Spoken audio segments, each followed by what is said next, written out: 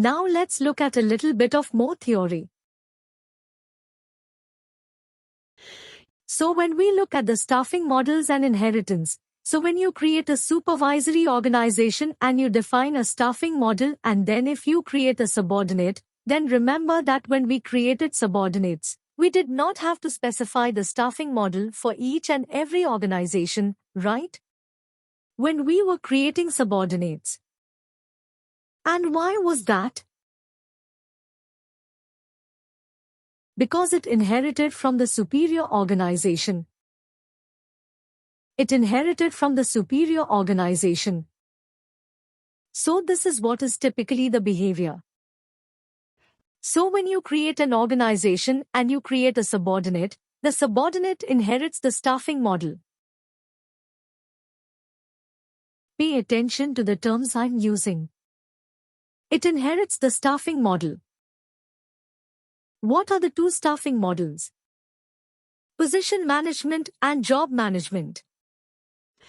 So if the superior has position management and I'm creating a subordinate, the subordinate will inherit the staffing model at the time of creation, which is position management.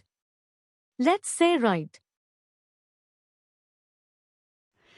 After it is created, after the supervisory organization is created, you can change the staffing model. Okay, but now there is a catch. You can change the staffing model. You can change the staffing model till the time you initiate the staffing activity. Please make a note of it. It's a very important point. You can change the staffing model in the time you initiate the staffing activity. What is the staffing activity?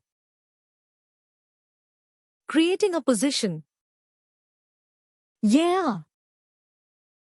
Hiring. Hiring is a staffing activity, but it starts with what? Creating the position, right? So the moment you created a position, you will not be able to change the staffing model easily. You can delete a position, but if you're not hired, you can delete a position. You can close the position, but the damage is done. You have started creating a position. That means you want to do position management. Right. Let's say for this oops moment.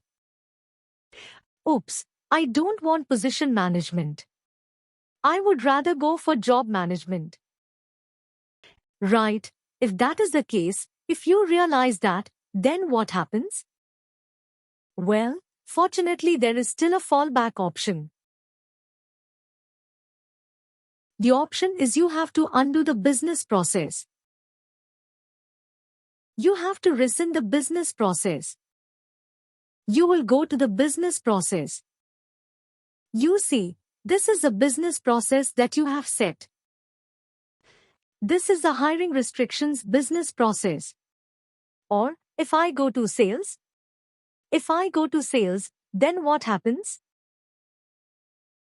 You have created some issues. You have created some positions. Right. You've created some positions.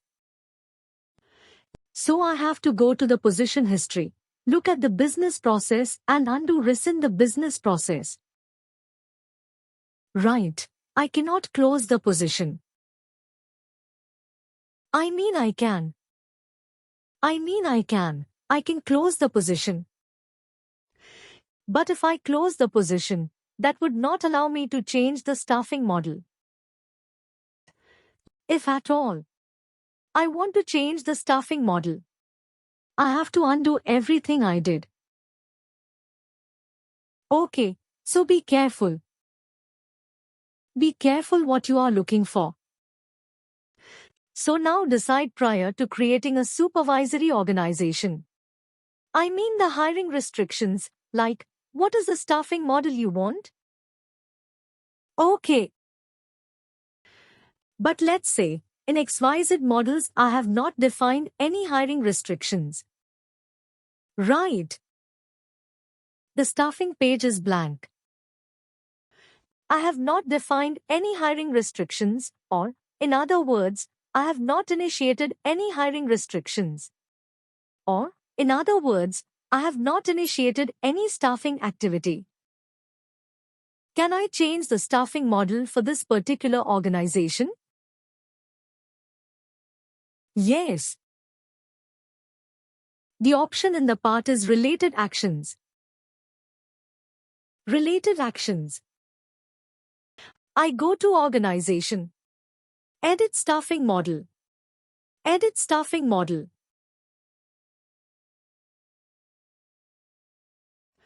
I can click on that and I can choose. Right now is job. I can choose position right. I can keep changing this as many times as I want till the time I initiate the staffing activity. Okay, let me retain it as okay.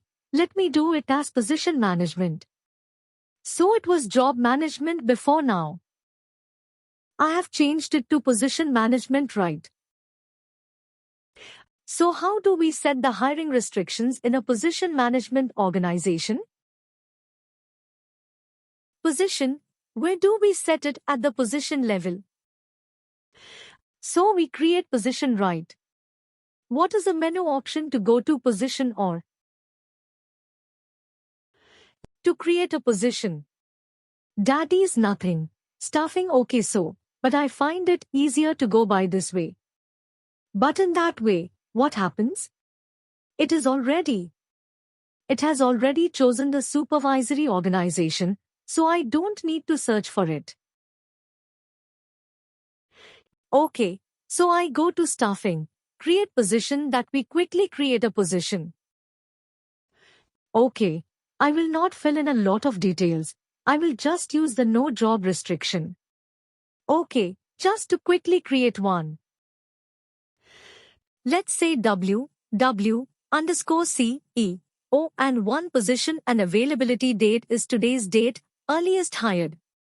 It is also today's date and let's say no job restrictions. That means I can hire a contingent worker. I can hire a part-time worker, full-time worker in any location, right? But I think it will stop me from doing it done. Alright, so it is done, and you say, this position is now available to fill. Right now I think, oops, I want to change the staffing model. I want job management.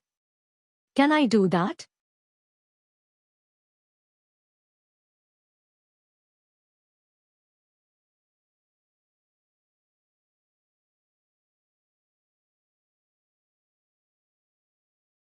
I have initiated the staffing activity, so I will go to what organization? I should have the option to edit the staffing model. I don't. I no longer have the option to edit the staffing model. Okay, because I have initiated the staffing activity, can I ever go back and change? The answer is yes, you can, but I will show that to you tomorrow. How we can undo this? How we can undo this position and go back to a point in time where nothing was defined. If the staffing activity was not initiated, then we would be able to change the staffing model.